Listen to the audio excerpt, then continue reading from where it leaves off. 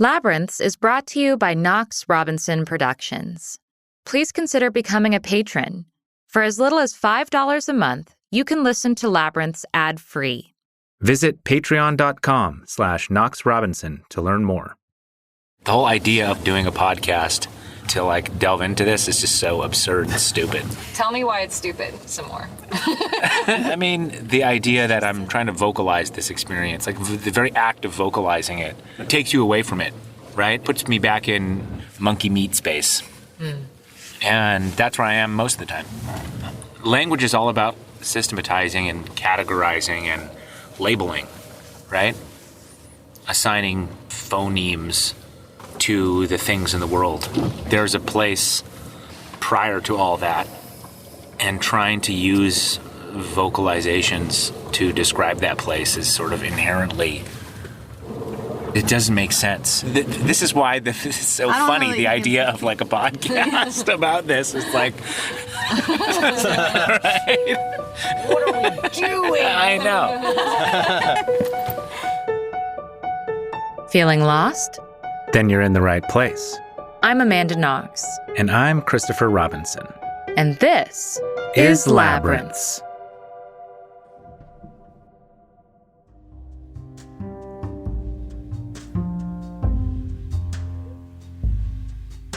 There's an old political cartoon I keep pinned above my desk.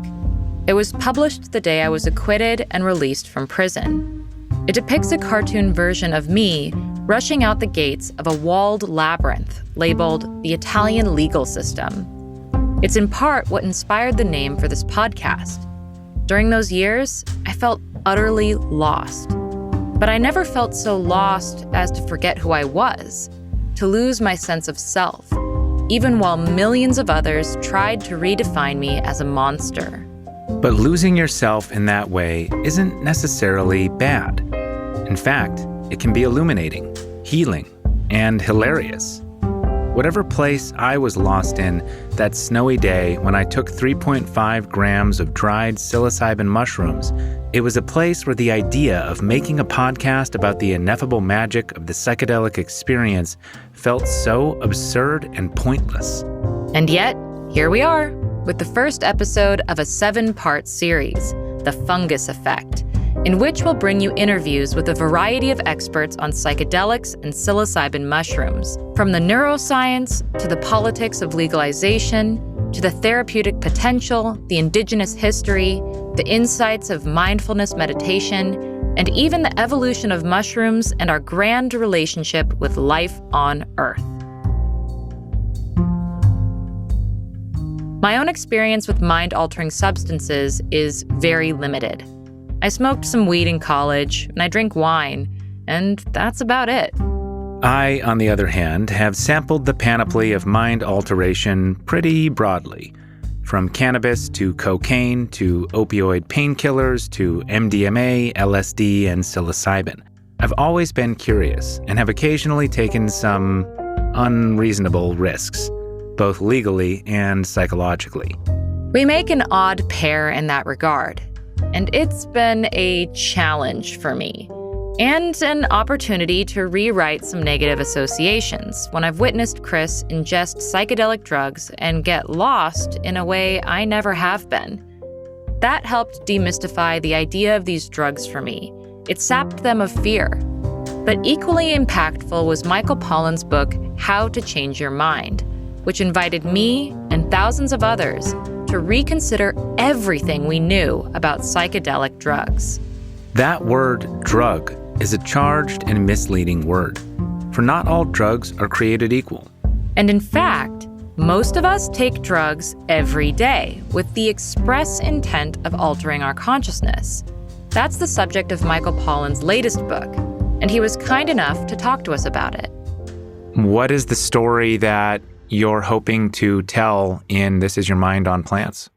It's a story about an age-old relationship between humans and the plants and fungi that change consciousness. I've always been interested in the fact that we use plants. They're critical to us in many, many ways. And some of the ways are pretty obvious and uncontroversial. They nourish us. They clothe us. They give us pleasure, beauty. I mean, there are all these desires they gratify that are uncontroversial. But there's one that's kind of weird and unexpected, which is that all cultures that we've surveyed, with one exception, use some plant or fungi to change consciousness.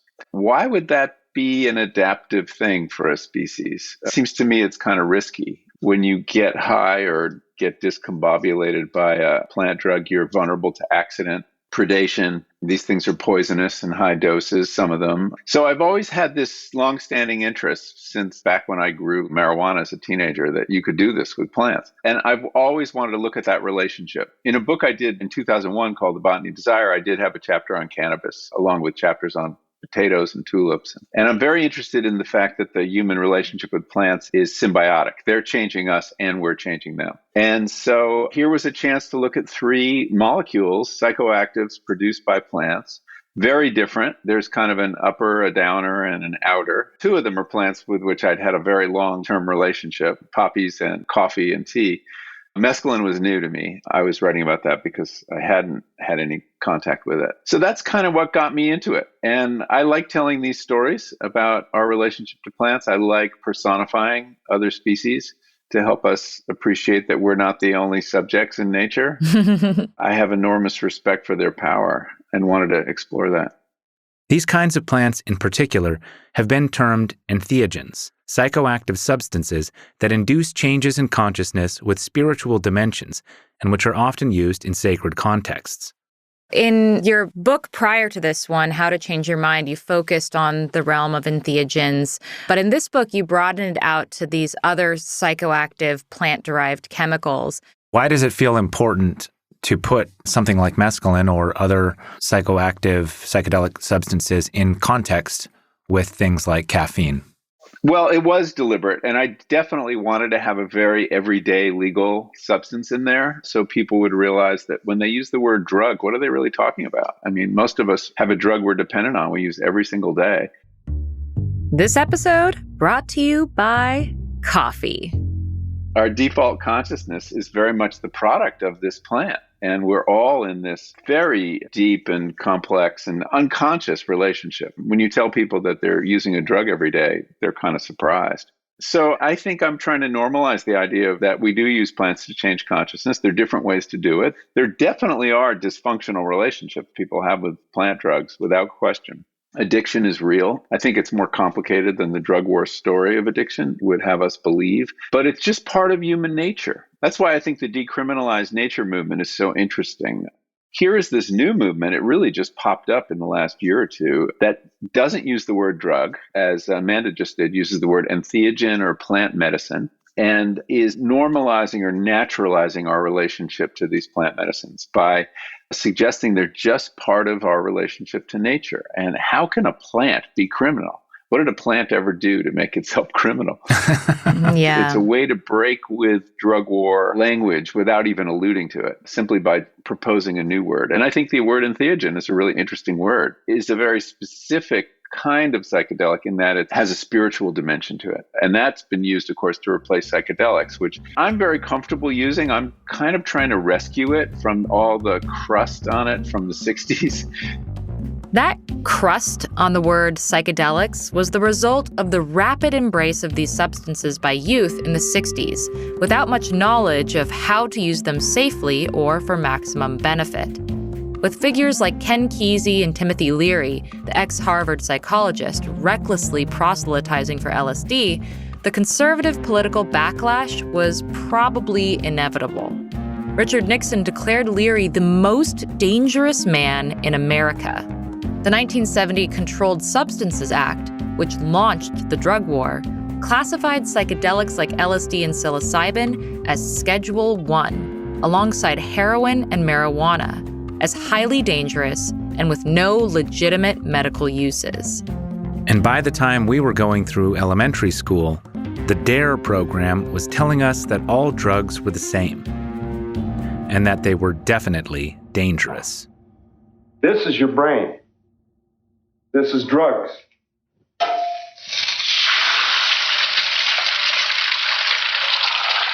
This is your brain on drugs.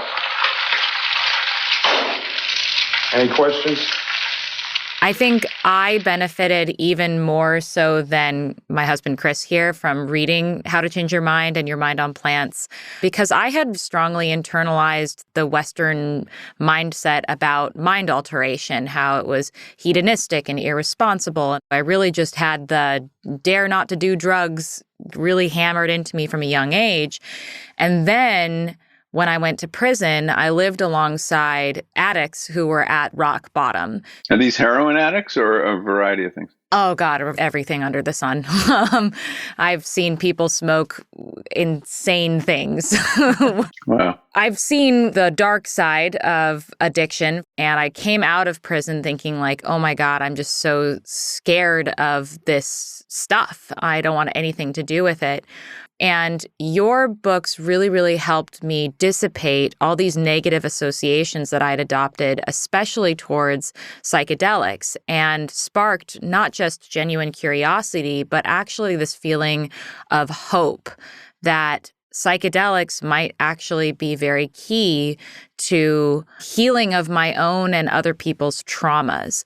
And I was wondering if that was one of your goals in writing about psychedelics the way that you have. Yeah, I shared a lot of your assumptions about psychedelics. When I started research on that book, I had really never used them except in a very mild way, some mushrooms when I was in my 20s. And I was terrified of them. Not for fear of addiction so much as for fear of going crazy or learning things about myself that would be traumatizing, the kind of stuff that could come up. And every time I approach a psychedelic experience, I have a fair amount of anxiety because it is very unpredictable compared to other drugs. One of the legacies of the drug war is we put all these illicit drugs in the same basket. And they're really different. And hopefully, as the drug war ends, we'll be able to look at them each on their own terms. So, for example, the classic psychedelics like psilocybin, LSD, DMT, they're not addictive.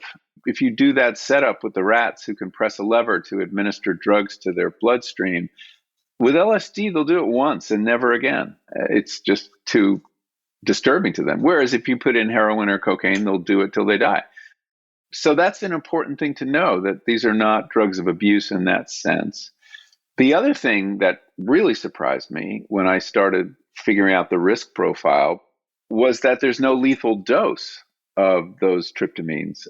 That's kind of remarkable because you've got a bunch of drugs in your medicine cabinet you bought over the counter that do have a lethal dose, and it's not that high. 20 pills of Tylenol will kill you. So that was very surprising to learn, and that sets them apart from certain other drugs. Heroin, does have a lethal dose. We see that around us all the time.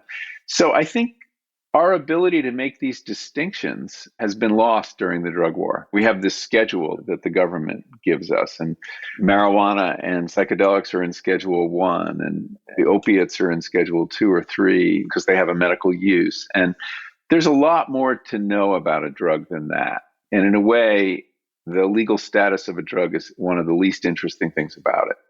But that isn't to say its legal status isn't consequential. When Pollan initially wrote about opium in the late 90s, he had to be very careful about what he revealed. That's the way I like to write. I like to put myself in the story, and there's things you can learn when you do something that you just simply can't learn as a spectator. And so I've always done that, going back to my writing about food when I bought a steer and followed it through the food system. When it came to opium, that meant he felt the need to experience the process of cultivating and consuming it. And as a result, many pages of his initial essay were excised on the advice of lawyers. In the case of opium, I had written it in 1997 and published most of it. And two things had changed in the years since. One was I could freely restore the missing pages, which describe how you turn common poppies that you grow in your garden into a mild narcotic, either through tea or soaking in alcohol to make what was called laudanum in the 19th century. And because of the drug war and the risks of admitting that I was growing, you just cannot imagine how intense things were in the late 90s, under the Clinton administration, by the way. And the penalties for messing around with drugs, and the fact that the government was interested in gardeners growing opium and trying to stop this fad. A Seattleite named Jim Hogshire had published a book called Opium for the Masses. And it was an underground press book, but they were really afraid that this was going to become this fad. So that was one change that history allowed me to deal with and put back the missing pages. It took some effort to find them. The other was realizing that what I thought was the story then and what the government thought was the story then, which is to say gardeners growing poppies and making a mild narcotic from it, we missed the story entirely. And that was that Purdue Pharma was just beginning to market OxyContin, a perfectly legal opiate that led to more than 500,000 deaths. If you need a better illustration of what a joke the drug war was, while the DEA was going after small-timers like Jim Hogshire, who was busted for dried poppies that he bought in a Seattle florist shop, above ground, you had this company that was essentially addicting millions of people.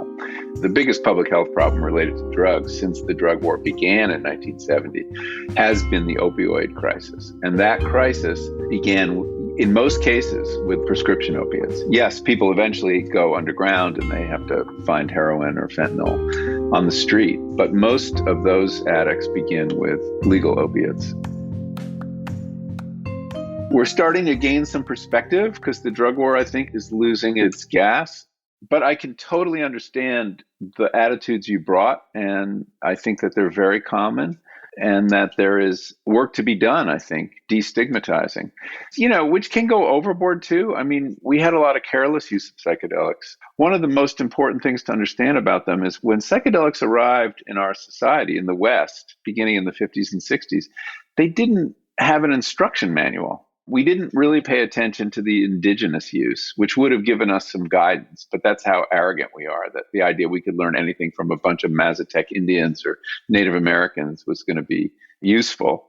I mean, even in the medical context, it was crazy how they were administered. We would just give LSD to somebody and put them in a white hospital room, close the door with fluorescent lights, and they would flip out. And it took some time to figure out, oh, the setting is really important, and you're going to have a bad trip unless some attention is paid to set and setting. Not all drugs are responsive to set and setting. Ibuprofen affects your body the same no matter where you are and how you're feeling. But psychedelics are highly responsive to your own mindset and your relationship to your immediate surroundings. Not just the place, but the people around you. The idea that you would take a big hit of LSD and go to a concert or walk around the streets of a city. I mean, these are like not advisable, at high dose, or that you dose people without their permission. This was a very common practical joke in the 60s, put it in the punch bowl. The Grateful Dead were famous for dosing anyone who came near their dressing room. Oh my God. I think that's cruel. So anyway, had we paid attention to indigenous peoples and the way they use them, we would have known that you always have an elder around, whether you call him a shaman or a curandera or healer or medicine carrier. It's always done with clear intention and reverence, and understanding this is a profound experience of another world, and you don't enter that other world thoughtlessly or carelessly. And we failed to do that. I think that's changing. I think we're kind of learning that you need a certain container for such a powerful experience. And that usually is a guide who can be with you and keep your body safe while you're journeying. We're designing right now that container that will make the use of these drugs safe and also mitigate the real risks. I mean, there are real psychological risks. People have trips that are just terrifying. But the potential in treating things like trauma is real. And I mean, I've seen it. I've heard remarkable stories from people who were able to work out traumas, whether it's the trauma of sexual abuse or wrongful imprisonment or being in war with vets. It's very helpful. I mean, we have phase 3 trials that are just about to come out on MDMA, and somewhere like 2/3 no longer qualified for PTSD after 2 or 3 experiences. This can happen on other psychedelics as well. But for all the promising research that has led to the current psychedelic renaissance, it's not all roses. Pollan is very aware of the dangers of overenthusiasm, which created the backlash in the 70s. There are potential problems that need to be carefully addressed, not just the personal dangers of reckless use, but societal issues like the impact on indigenous cultures. and the potential for therapeutic abuse.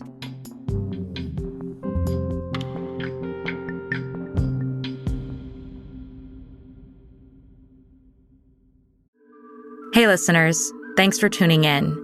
This podcast is only possible thanks to listener support. So please consider becoming a patron. Visit patreon.com/KnoxRobinson.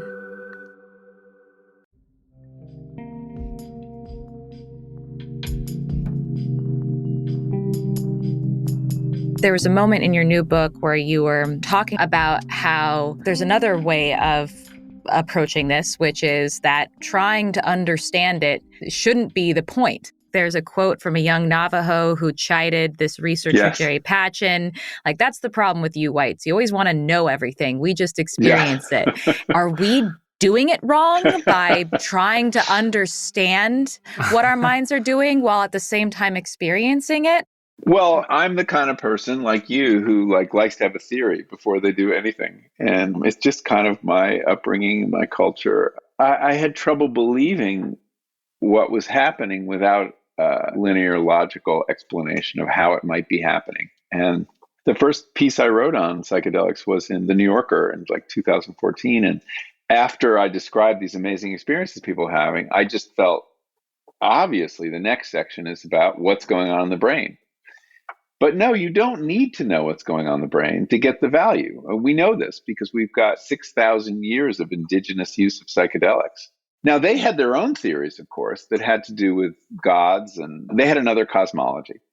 Our cosmology is science. And unless we can explain something in the vocabulary of science, it isn't real. And I fully understand how limited that is, but I'm also kind of a science geek and curious about it. So, but no, you don't need to. You can practice without a theory, and many people do very successfully. But for some people, knowing that there is a process going on and understanding what that process is and casting it in terms of brain science helps. Although the more I learn about brain science, the more I realize how little they know, and that these other ways of knowing deserve a lot more respect than we give them. And so I think it's temperament and culture. I think that also for the legitimacy of psychedelics in our society, it's very important to have a mechanism, right? That's what every grant-making body wants. They want to see a mechanism. And that's from literally a mechanistic worldview. So I don't think you've got to learn anything about neuroscience to take advantage of what these substances have to do. In the same way, you can practice meditation without really understanding the brain science of meditation, which is fascinating, and there's a lot of work going on. But the Buddha did fine without any of that theory, and that his approach to consciousness was held up really well. I wrote about nutrition for a very long time and food, and I was often struck by the fact that scientists would come up with this great breakthrough. I remember reading that it's a really good idea to have olive oil on your tomatoes because lycopene, which is the antioxidant in tomatoes, is soluble only in olive oil, and you wouldn't absorb it if you didn't also have olive oil with it. It's like, well, the Italian grandmothers figured that out a very long time ago, that there was something about that combination that was maximally delicious and beneficial. So I'm a science writer. I'm a professor of science journalism, but I have a pretty healthy sense of the limitations of science and the fact that culture is an equally powerful way of knowing things. Culture being that which gets handed down and that which was really developed through trial and error. But there's genius in combinations of foods and in cuisines, and that science is only beginning to recognize. And I think that's true with psychedelics too. I mean, that's why I think we need to pay attention to the indigenous use, learn what we can from it, and do it in a spirit of reciprocity too, because most of this knowledge, this whole new field, this new science of psychedelics is really built on the back of a body of indigenous knowledge, which people are getting much better about recognizing. They were uncomfortable about it for a while, but now everybody is talking about it. And we have a new psychedelic research center at Berkeley that I'm involved with that we just established in the last year. And this is in the Neuroscience Institute at Berkeley. We are figuring out ways to practice reciprocity and reparations around indigenous peoples. That's pretty unusual for a university, and we'll see how it goes. But we all feel a great debt to people who have figured all this out over thousands of years and haven't received the kind of recognition. To the contrary, they've been, laughed at for their approach. In terms of the indigenous people, though, it's also fear of appropriation. Native Americans see this psychedelic industry getting started, and some companies have their eyes on mescaline, and they have a history of things being stolen from them. And, I was kind of personally offended at the lack of trust that some of these Native Americans showed to me when I would ask them, so why is this so valuable to your people? And they're like, why should I tell you? And I was like, yeah, of course. I'm another white discoverer coming along to get some value out of your experience. And I totally get it. And it was sort of a moment of shiver. And I realized that, of course, he's seeing me as a category, right? As a white man and part of a long tradition of people who come to Indian culture and take what they want. And so I have to respect that. I mean, a lot of that piece was about learning to respect the interests of Native Americans who have, in peyote, found this amazing healing remedy. There are few populations quite as traumatized as the Native Americans, obviously African Americans too, but they found this tool just at that moment where their culture was about to be annihilated in the 1880s, and that it continues to offer them so much. And that's why I conclude the thing that would upset me most is if this book creates a fad for peyote and people really want to find it. And that's why I wrote about San Pedro and synthetic mescaline. Is like, if you're a white person and you have an interest in this, stay away from peyote. There's not enough of it for the Native Americans who want to use it. And it's so important to their culture and their healing that we should leave it alone or grow it in our gardens. But that turns out to be 15 years from seed to button. So not realistic for most of us.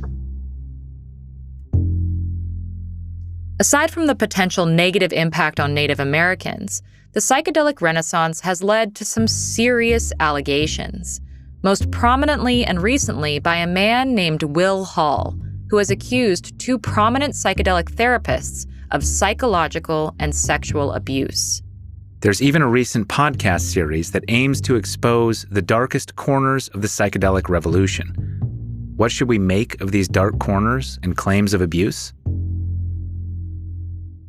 It's of great concern to me. I've been reading some of these accounts that are coming out, and I've heard of others over the years. It's not an entirely new story. I think it's important to keep in mind that this is a problem throughout psychotherapy and not just a problem of psychedelic psychotherapy. There's a long history of therapists who took advantage of their patients and basically exploited the transference relationship, the fact that patients develop very strong feelings and attachments and dependence on their therapist sometimes, and this makes them vulnerable to an unethical therapist. I think these effects are perhaps exaggerated in the case of psychedelics. You think of something like MDMA, which enhances and accelerates transference, makes the person who takes the MDMA feel this instant bond of trust with the therapist. That's why it's so effective. Right. But it's also a cause for concern, and it makes the patient quite vulnerable. So it's definitely something that the community has to deal with. And there are challenges in dealing with it because we're talking by and large about an underground.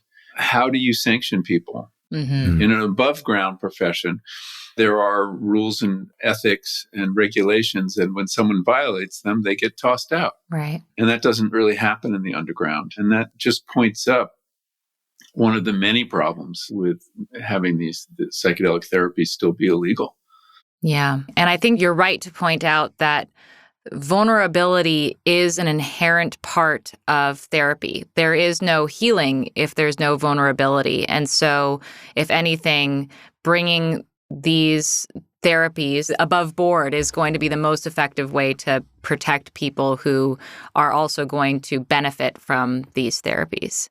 I think it's a very good point about the inherent vulnerability, that it is a strength and it's also a potential weakness. That's exactly why we need some sort of licensing regime of some kind so that action can be taken and that you develop some sort of means for accountability and redress if a therapist screws up. The other thing worth pointing out too, and this is not to cast any doubt over the claims that have been made by patients, is that underground therapists are also vulnerable themselves. Any patient can threaten them with exposure and shake them down. And that's happened too. The therapist is vulnerable to those charges because they're doing something illegal and they can be turned into the police. There's a potential for blackmail there too, or at least for a shakedown. So it all goes to this point that finally it's unsustainable to have an underground therapy community. And then in the long term, these kind of problems are just inevitable. I think that there should be absolutely no tolerance for this kind of behavior. And I think that we just need a way to adjudicate it. Aside from specific allegations of abuse in the underground psychedelic therapy community, there is the general claim that many proponents of psychedelics have been overenthusiastic, ignoring or downplaying the dangers of these substances. I would say the press has been, definitely. I think that there's a tendency when something is new and exciting and seems to be working to become, the term I used, speaking of the first wave of psychedelics in the 60s, was irrational exuberance. And I think we're having another period of irrational exuberance. I've been writing journalism for a long time, and I teach journalism, and the tendency in journalism is to go too far in one direction and then go too far in the other direction. Yeah. And the fact is that the press has been so positive about psychedelic therapy that at a certain point, the only story you can write is a negative story. And so now we may be entering into a backlash. And depending on how far it goes, it could be a very useful corrective to this exuberance. Or it could do what happened in the 60s and choke off something that's incredibly promising and has the potential to help a lot of people. So I hope that the press is a little more mature about this and doesn't take this so far and realize now it's time to completely discredit psychedelic therapy. Yeah. And it's also important to separate above ground clinical research going on in universities from this underground. Right. And that the problems with the underground should not, I don't think, create reason to doubt the good work that's being done in clinical trials. But of course, there is also good work being done in the underground, and it would be a shame if it all got tarred with the same brush. Yeah. You know, I've been actually predicting this for a long time, that there could be a backlash, and I gave a couple of reasons for it. One was therapy abuse, which I knew was out there, and I had heard rumors of it for years.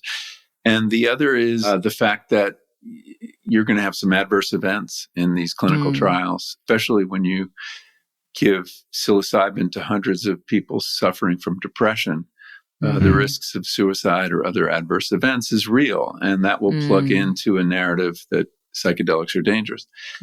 So here we are. The pendulum has reached its outer point in enthusiasm for psychedelics, and now it's coming back. And let's hope it settles at a sane place. Yeah, agreed. Yeah, let's keep an eye on like a sane, rational approach to whatever it is that we're dealing with here. Well, as you well know, Amanda, the media isn't very good at sane and rational. But well, do tell, Mr. Pollan. It sounds like this new discussion of abuse and the sort of dark side of the psychedelic therapy world is just further impetus to really embrace the legalization and regulation of this so that it can be done in an above board, safe and transparent way. Yeah, I think I would agree with that. I mean, there's some talk in the underground of forming some sort of professional certifying organization that would have the power to, sanction people who made mistakes. Whether you can do that underground is an open question. Like, how would anyone know to reference that board if they didn't know it existed, kind of thing? Right. It gets legally very complicated. But what it does tell me is that the psychedelic community is not simply gathering around and defending its bad actors, but that it is acutely aware of the problem and that it could hurt everybody. And that people care and they want to protect patients, and they're trying to figure out a way in this very difficult situation they're in to do just that.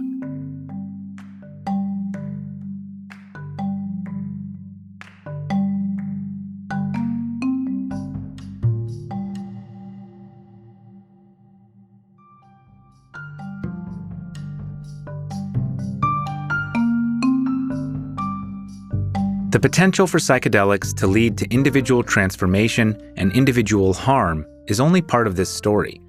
The other part is how they may transform society as a whole. At a certain point, you were writing about how societies condone mind-changing drugs that uphold society's status quo or rule of law and try to ban the ones that undermine it.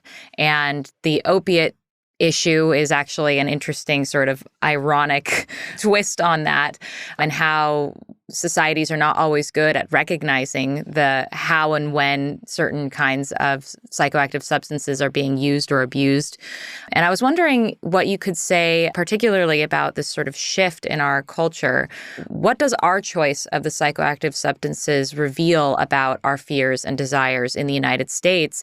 And what do these recent decriminalization and legalization efforts reveal about that evolution, that shift in our fears and desires? Yeah, that's a great question. I mean, I think we've kind of changed our understanding of psychedelics and how they can be used. They were very threatening in the 60s because young people were using them, and the experience was causing them to question everything about their society. We had what we called then a generation gap. Very unusual, where young people had completely divorced their culture or tried to from the adult culture. Whether we were talking about kinds of drugs they used, they disdained alcohol, but were using cannabis and psychedelics, the way they dressed, the way they spoke. There was a whole hippie language of terms that were basically designed to just confound parents and people in authority. Sexual mores, I mean, just so many things. And a lot of people credited that exile from mainstream culture to psychedelics. And there was some truth to it. Young people were having a rite of passage, the acid trip, that was landing them in a place that adults didn't understand very well and where they questioned authority. I mean, just think about the anti-war movement. In the history of humankind, when you send 18-year-old boys to war, they go. They just go without question.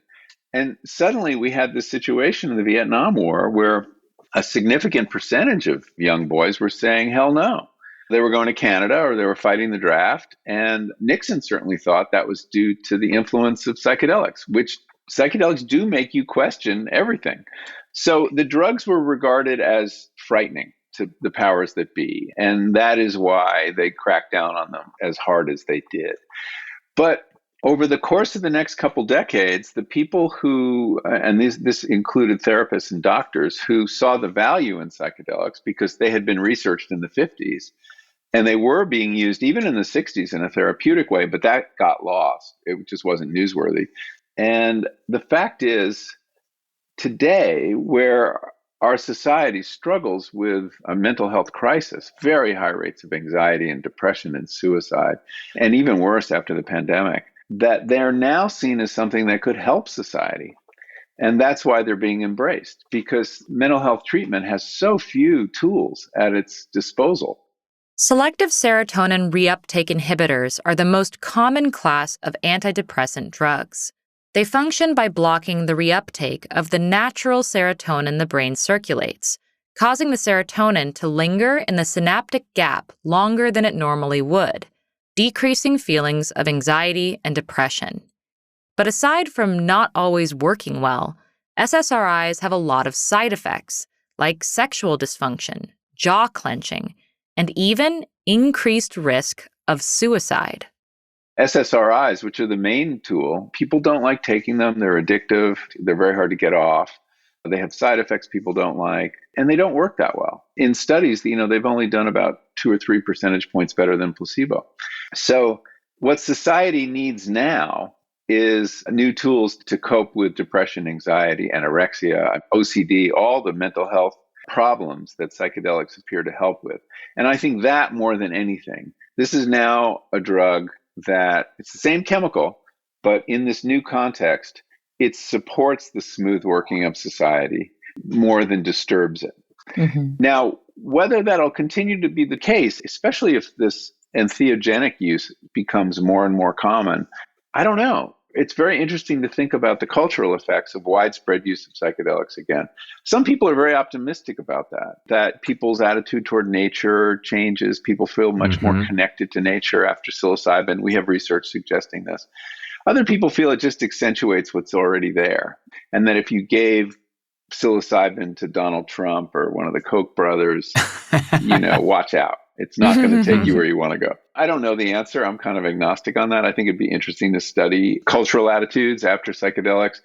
Thus far, you have a self-selected group of people willing to participate in a psychedelic experiment, and they're going to tend to be already well inclined toward nature, already hostile to authoritarianism. Well, the way you talk about how caffeine through coffee and tea affected the development of rationalism and Enlightenment thinking, and subsequently industrialization and capitalism, makes us wonder what sort of isms might emerge from the widespread adoption of something like psilocybin or other psychedelics. And how would you expect the effect on the way humans think in general would shape the way society ends up being structured? That's a really good question. I don't really have any satisfying answers. Well, the honest answer, which you're never supposed to use in any interview, is I don't know. But that is the honest answer. It could lead to a spiritual awakening, right? I mean, you have so many people having big spiritual experiences, however they define them, but an experience of a world larger than themselves. It could lead to a diminution of egotism. And that's a very difficult issue with psychedelics, because many people report this sense of ego dissolution, and that is, if you surrender to it, can be one of the most positive aspects of it, that you feel less isolated, more connected to the world, to other people, to nature. And in one of my experiences, I did have a pretty thorough experience of ego dissolution, and it was a wonderful experience. On the other hand, you have people who take psychedelics and they become egomaniacs. They've seen the truth and they're proselytizing. The 60s history was, a lot of egomaniacs came out of it. Everybody's very careful now, and all the researchers are avoiding that kind of evangelical fervor about psychedelics. But it's hard to know how many people have to have a psychedelic experience for a new form of consciousness to actually take hold. So I don't know. I'm skeptical it would all be good. The Manson family was using LSD, and I've never read exactly how or to what purpose, but it was part of his hold over everybody. So we need to look at those negative cases too. So I'm kind of agnostic on that question. Sure. We've thought about this a lot because it seems to us that, at least when it comes to psychedelics, obviously the set and setting is so important. They talk about set and setting for the individual and for the group, if it's a group setting. But also we've been thinking about set and setting in terms of culture. As a society, are we a society that embraces the transformative experiences of people who have experienced psychedelics and have embraced how they are integral to that person's identity and place in society? Or is it the type of thing where, Mark Zuckerberg does a macro dose and then goes back to work and nothing changes? Honestly, while on psilocybin, I've often felt that the phone and the world of the phone is poison. And that social media just feels so obviously like this head crab that is attached to all of our brains as we're walking around society. And it seems so obvious that we need to shuck it off. And I know that people like Jack Dorsey and Zuckerberg go to Burning Man and surely have access to these types of transformative experiences.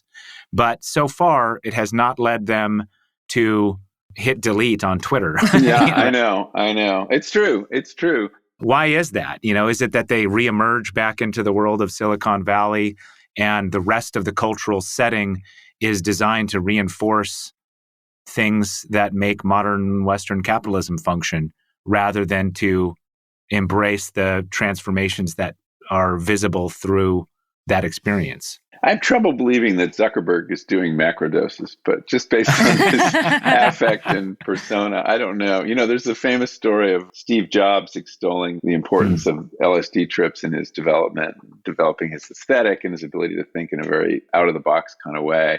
And at one point he said that had Bill Gates taken LSD, Windows would have been a much better product.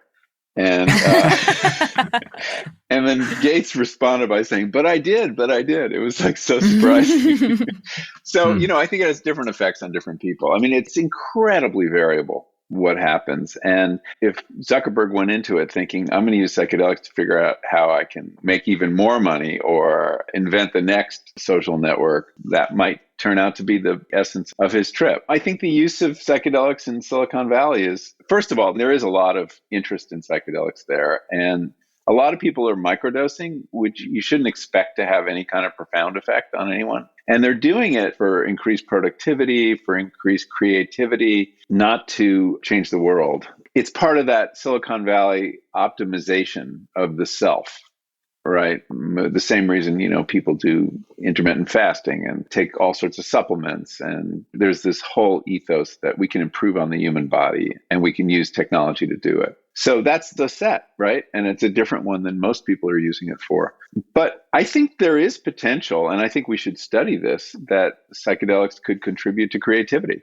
It's the opposite of coffee in a way, if you put them on a spectrum, whereas coffee kind of fosters linear thinking and what's sometimes called spotlight consciousness, the ability to block out lots of things and focus on one thing that children are not very good at and that adults get very good at. So what psychedelics appear to do is soften spotlight consciousness and lead to more lantern consciousness, which is where you're taking in information from all sides, all at once, which doesn't lead to doing well on SATs, but it does often lead to thinking in different ways, divergent thinking, thinking outside the box. There's been some good neuroscience done on psychedelic experience and fMRIs and maps of brain connection. And it really does temporarily rewire your brain.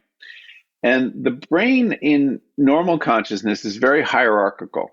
And there is this network riding over the top. It's kind of a regulatory network called the default mode network, and connects parts of your brain in the frontal cortex, which have to do with executive function and things like that, to the posterior cingulate cortex, which is very much involved in generating the narrative of who you are. That story is very important. You don't have an identity without a sense of what you did before and what you hope to do in the future. And so that sense of self is generated there. And then it's also connected to the older, deeper areas like the hippocampus, where memory and emotion is centered. And most brain networks, whether you're talking about the visual cortex or the movement centers or whatever, pass through this hub and get their orders from the default mode network. Under the influence of high dose psychedelics, the default mode network gets quieted. And suddenly all these brain networks that don't ordinarily communicate directly with one another suddenly are talking to each other. And so you might have the visual cortex talking to the auditory cortex, and suddenly you're seeing music. The ego of the self, whatever appears to be generated in the default mode network, is a real reinforcer of habits of thought and narratives that we tell ourselves about ourselves, such as, I'm worthless, unworthy of love, or I can't get through the day without a drink or a cigarette, or my work is shit. These kind of destructive narratives. I mean, think of the narratives in the mind of somebody with an eating disorder or OCD. And those are enforced by the ego, and they trap us in loops of rumination. Turn that all off for a period of time.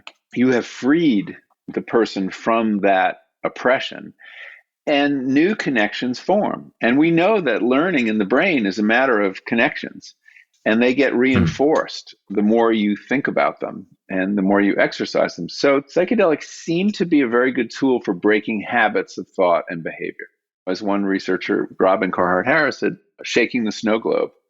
Or the image I love came from a postdoc in his lab, a Dutchman, who said, think of the mind as a hill, a snowy hill, and everyone's going down in sleds. And over time, you get these deep grooves. And it's very hard to go down the hill without falling into one of those grooves. Well, psychedelics is a fresh snowfall that fills all the grooves, and it allows you to go down the hill in a new pattern. And I thought that's a beautiful metaphor. And I think there's some truth to it. So I think the value is, and this is one of the reasons I think that psychedelics may be more valuable as you get older, when you get more stuck in your habits of thought and behavior and less apt to experiment, that it kind of loosens the grip of those patterns and allows people to form new patterns. And I think that that's very powerful. We're learning so much about how powerfully habit influences us and limits us. Yeah. I mean, habits have their uses, right? They're shorthands. They keep you from having to run a complex calculation every time. You know what to do in every situation. You have an algorithm that kicks in. And we all develop these, and they help us get through life. But they also deaden us to life, because we're immediately I'm going to run that program. Right. I'm having a fight with my spouse. I know the program, and I run it again, rather than like, well, maybe I can approach this in a whole new way. So I think that's a big part of their power. And this relief from the oppression of the default mode network might be central to it. But there's lots more research that needs to be done.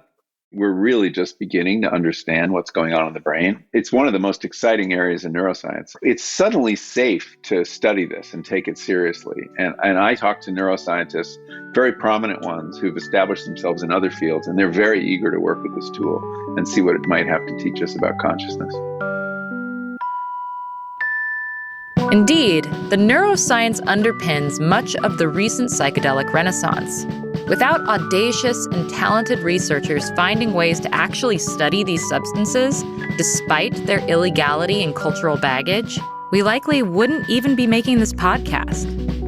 So, that's where we're headed next, to speak to Dr. Robin Carhart-Harris, a neuroscientist who's done pioneering work with psilocybin and LSD at Imperial College London, and who is now a professor of neurology and psychiatry and the director of the psychedelics division at the University of California, San Francisco.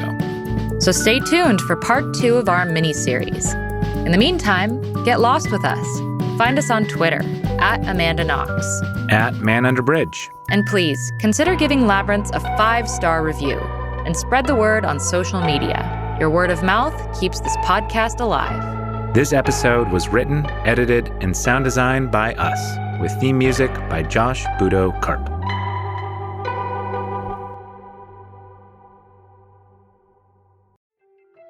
Fun fact, for every hour of Labyrinths you enjoy, we put in dozens of hours researching, outreaching, interviewing, scripting, editing, and audio engineering. What keeps us going? Coffee. So if you're enjoying Labyrinths, please buy us a coffee. Head over to patreon.com/KnoxRobinson, where you can make a monthly donation. Thanks for getting lost with us.